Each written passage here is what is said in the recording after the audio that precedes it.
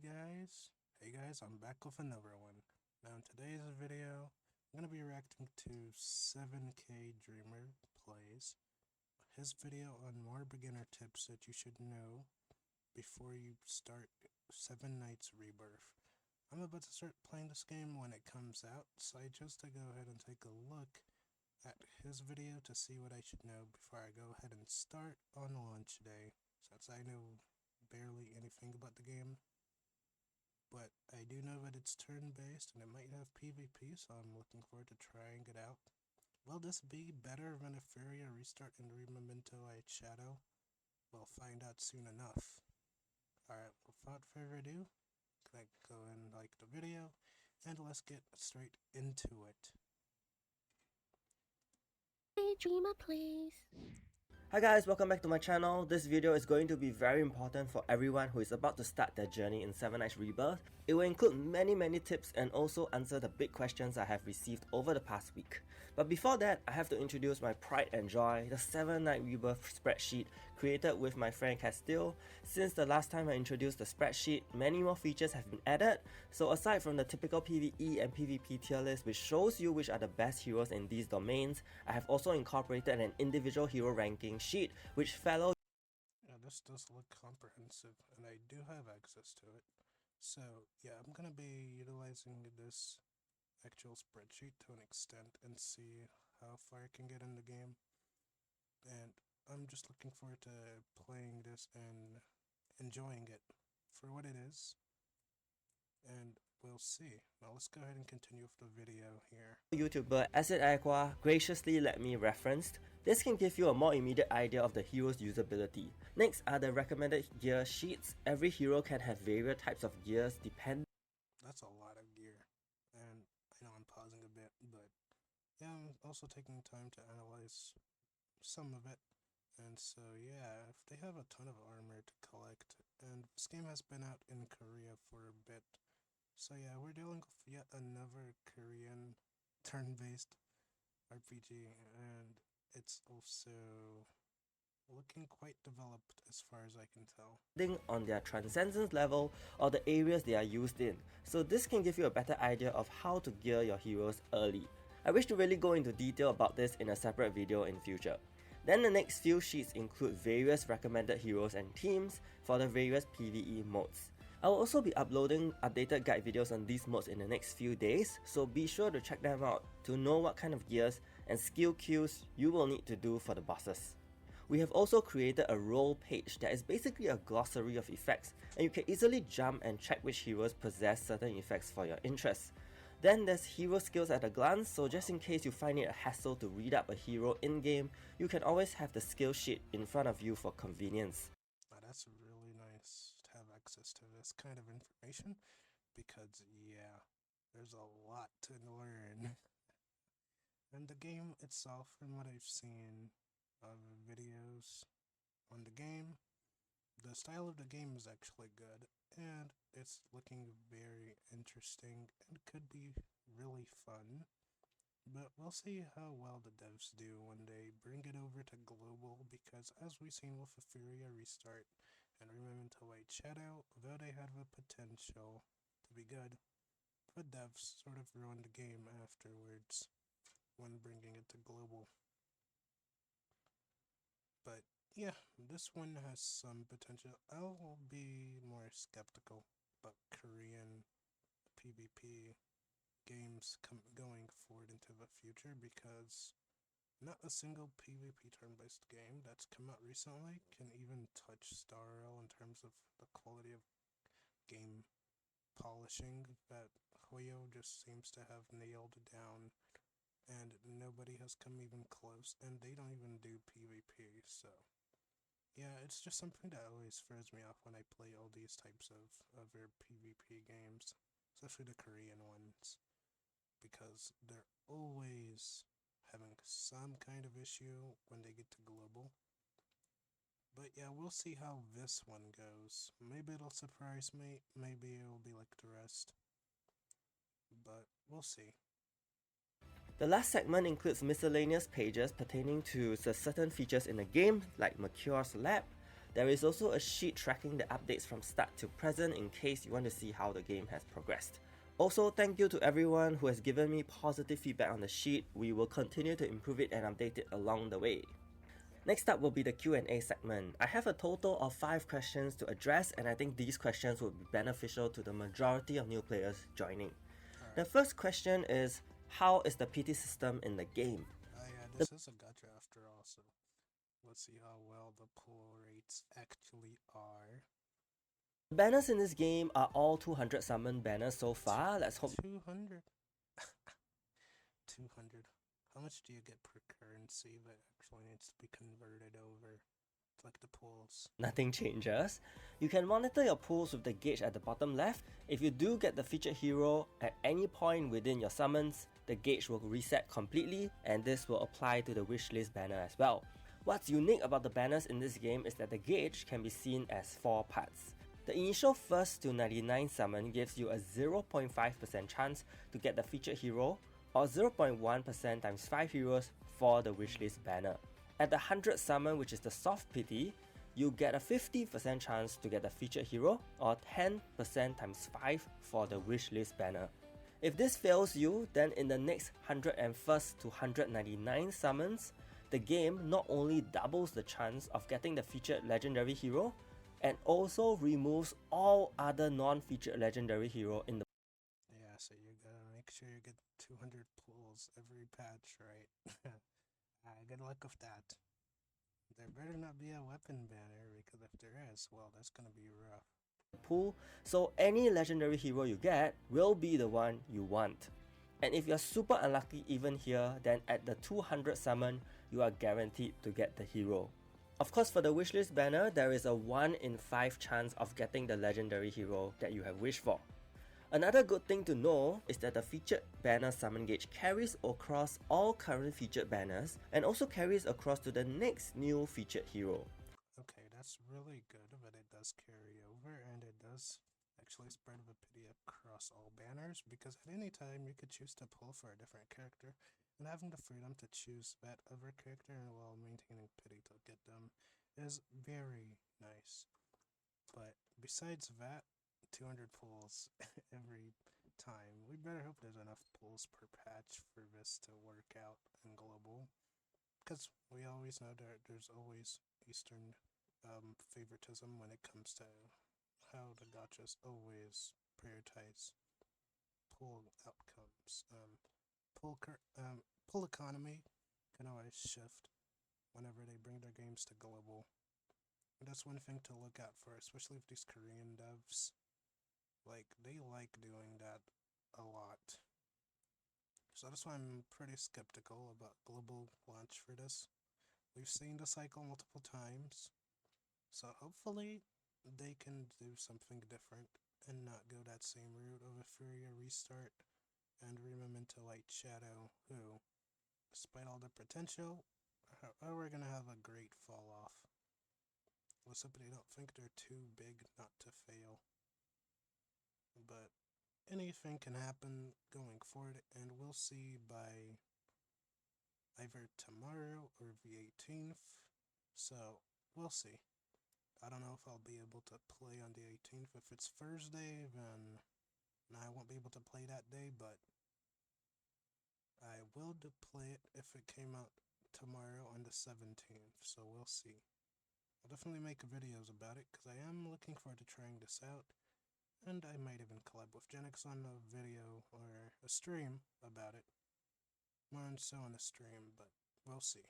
So for example, if you only did 2 multis on Orly's banner but didn't get her, you don't have to worry that you have wasted your rubies, because the amount carries over to the next featured hero. You can see it even applies to the Daisy banner here. This is something I really appreciate very much, and I think many of you will too.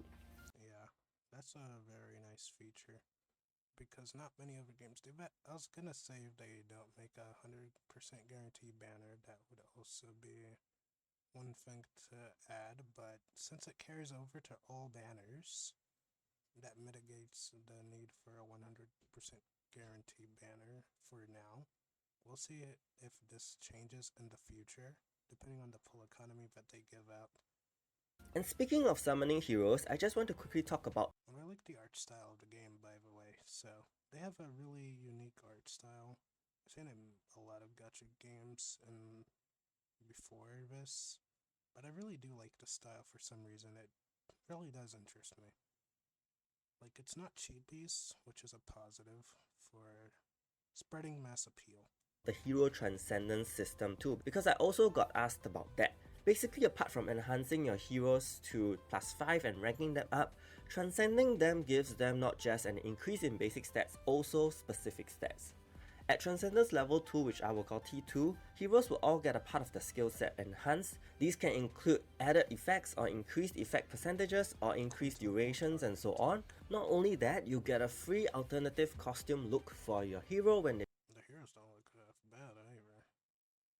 Sure, the portraits are a bit more stylized, but the in-game model isn't half bad at all. They're like semi-chibis, I guess. Not bad. Reach T2. Then the next milestone is at T4, where the hero gets a special stat boost. This special stat boost tends to be important and could potentially affect how you decide to gear that hero. For example, for Taka, he is a castle rush damage dealer, so it is important for him to have 100% or near 100% crit rate. Here goes the crit. Well, enjoy the grind. At T4, he gets 18% crit rate. This is already close to 1/5 of the maximum crit rate. And at that point, you can decide to change his gear set or gear pieces to prioritize other stats like weakness hit rate or crit damage instead of having too high of a crit rate on his gears. Then at T6, heroes all get an even stronger boost in a part of their skill set. And beyond T6, heroes only get boosted attack, defense, and HP stats and nothing more. So if you were to ask me what is the minimum amount you should summon for a hero, it really depends on what kind of boost the hero gets at T2 and T6. Transcendence stops at T12, so that's exactly 12 dupes for Legend. That's ridiculous. 12 dupes and you need 200 pools. It's like asking me to get a rate-up character every 200 pulls. Like, you better win a 50-50 or lose one every single banner. Legendary heroes. You need 12 dupes to max them out. Truly pay to win. But you only need like 2 dupes extra after you get the base character, which is good if that's the main to go for in terms of dupes. Okay, moving on. The next big question I was asked was, is there PvP in this game? Yes, of course there is PvP in this game. Now, easy TLDR is, if it's a Korean game, there's gonna be PvP. Expect it. There's not really any Korean gacha game that I've seen that's come out in all this time that doesn't have PvP. The Korean games will always have PvP. That's one thing to keep in mind about when it comes to like Korean developer gacha games. There will always be PvP. And I know I haven't mentioned much about it. PvP in the game has been pretty healthy from what I've seen. In the past 4 months, the top 50 spots have showcased a variety of teams where it'll be healthy for now. Physical teams with Teo, magic teams with Mercure, and tank teams with Karma all existed. The biggest meta shift I believe happened when Platin was released, and currently most of the top teams are this Platin called Magic team and Platin Karma tank team. Team speed is still the determining factor of who has first turn advantage. The usual, okay, speed tuning, still important, as usual. And I think this is even more important in this game as compared to before, because we are now allowed to pre-select the first 3 skills we want our heroes to use. So imagine going first and having 100% certainty of Eileen using her AoE shock skill. That, I assure you, is toxic. So for most players who enjoy PvP, I think this small but big change can add more strategy to your PvP team designs, because it really does let you think a bit. Sometimes I ask myself so many questions, like, do I need another CC skill to cripple the enemy if my first one doesn't land any CC? Do I want to use both tail skills straight away like what that guy did? Or keep his buff duration reduction skill and let the AI use it much later, hopefully? Do I want to have a strong follow-up AoE attack in case Teo gets immobilized? So yeah, PvP is no longer that brainless auto mode. You should actually observe how your team performs and find the best opening skill combination to increase your win rate. Well, yep, that's gonna be some proactive like playstyle. I'm too casual for this. I probably won't be playing this game for too long, but we'll see. Oh yes, one other new change is that you can even set a defense team separately to screw other players. The third I question enjoyed doing that in Euphoria while I was enjoying Euphoria for the first couple of weeks playing it. So, yeah, I mean, there's a lot of potential here. Whether it's a game for me or not, I don't know. Not yet.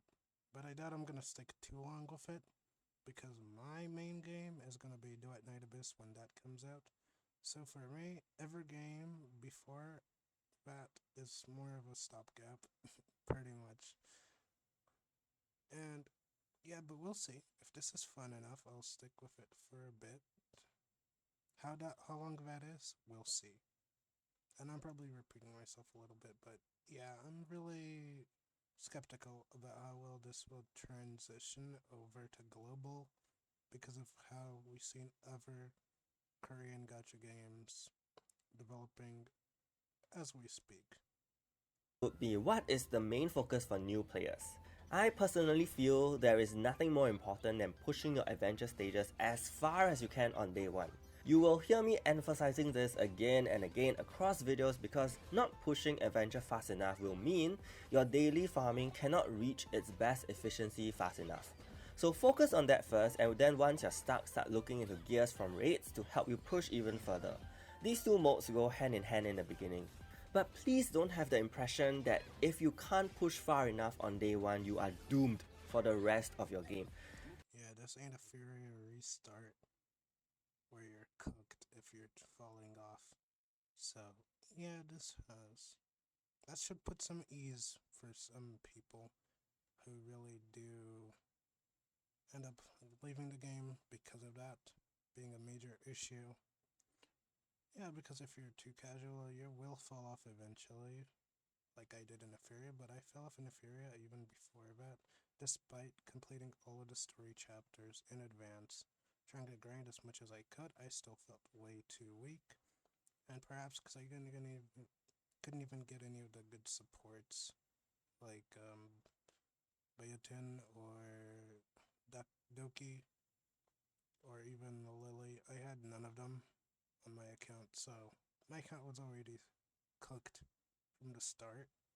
Even though I tried to mitigate that as much as I could, it didn't matter. Also, couldn't even level up the characters, so yeah, there better be a good amount of resources to level up characters in this game, considering it's more traditional in the way it actually handles the character dupe system. Here, the dupes will probably matter if you want to max them out. Other than that, it won't. But these are some hefty stat bonuses here. Even though they only come bit by bit, but everything piles up eventually. That's just the nature of a gacha game. The more dupes, the better. And the more you can get, even better. It is perfectly normal to be stuck, and even I myself wasn't able to farm in the best stages till weeks later. Yeah, but that's more healthy. So, if the game does allow you to go ahead and take your time with grinding, I think that's a much healthier approach to these type of gacha PvP games. So we'll see how that goes, because from what I'm hearing right now from 7K, it seems alright so far, but we'll see. I'm still skeptical. But don't worry, later on in this video, I will tell you the best heroes and teams you can use to avoid getting stuck in certain tricky stages. Also, I would always go by the rule of PvE over PvP.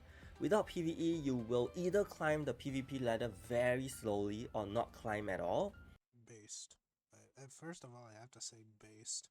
PvP over PvE over PvP is always the go-to strat in games like these. In this video, I will tell you the best heroes and teams you can use to avoid getting stuck in certain tricky stages.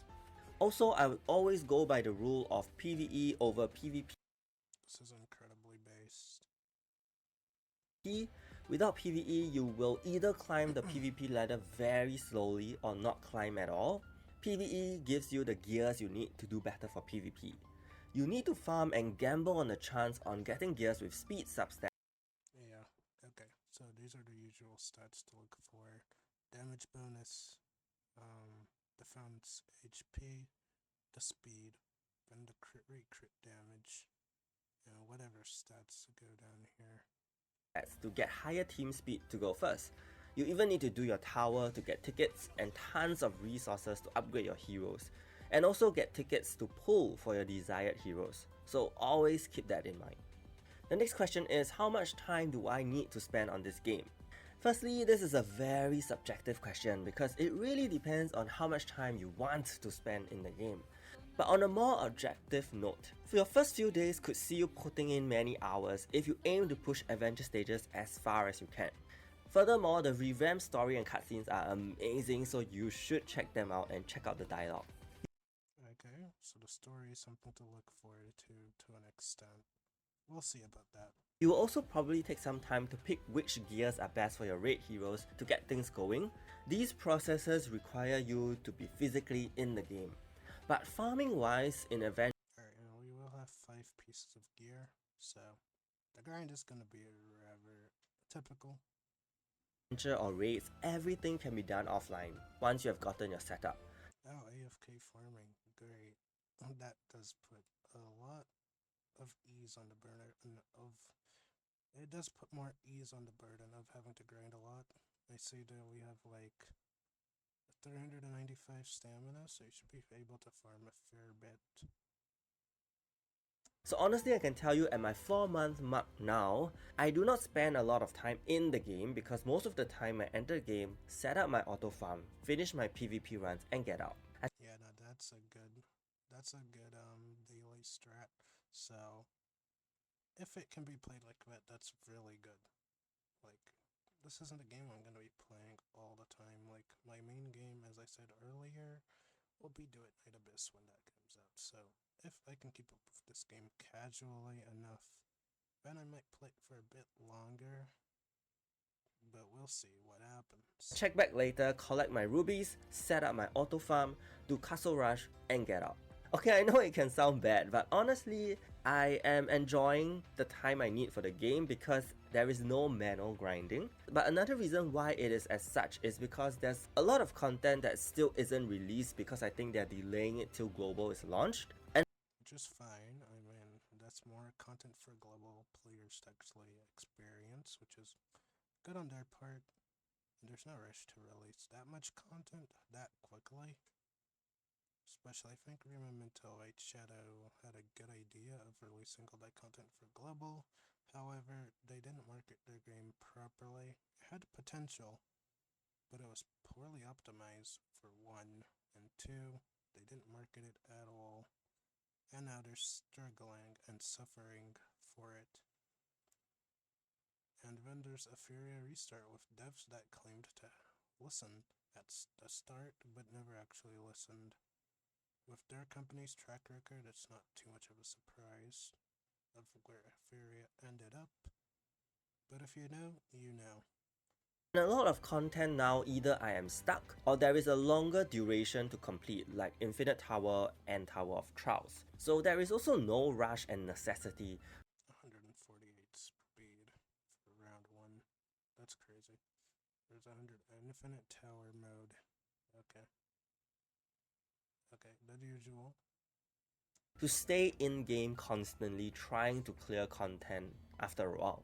I also believe future content could be rotational on weekly or bi-weekly schedules, so you definitely just need some time in the entire week for these content. The final question is, how do stats work in this game? Yeah, it's gonna be very important. To put this simply, 100% is the maximum amount for stats like crit rate. Okay, 100% for crit rate, weakness hit rate, block rate, effect hit rate, and effect resistance. Rate, weakness hit rate, block rate, effect hit rate. So you can only have 100% of those 5 stats. And effect resist rate. Only crit damage goes beyond 100%. Okay, yeah, obviously. And can scale as high as possible. So yeah, infinite crit damage. So critical hits are preferred compared to weakness hits because weakness hits have a fixed damage multiplier of 130%,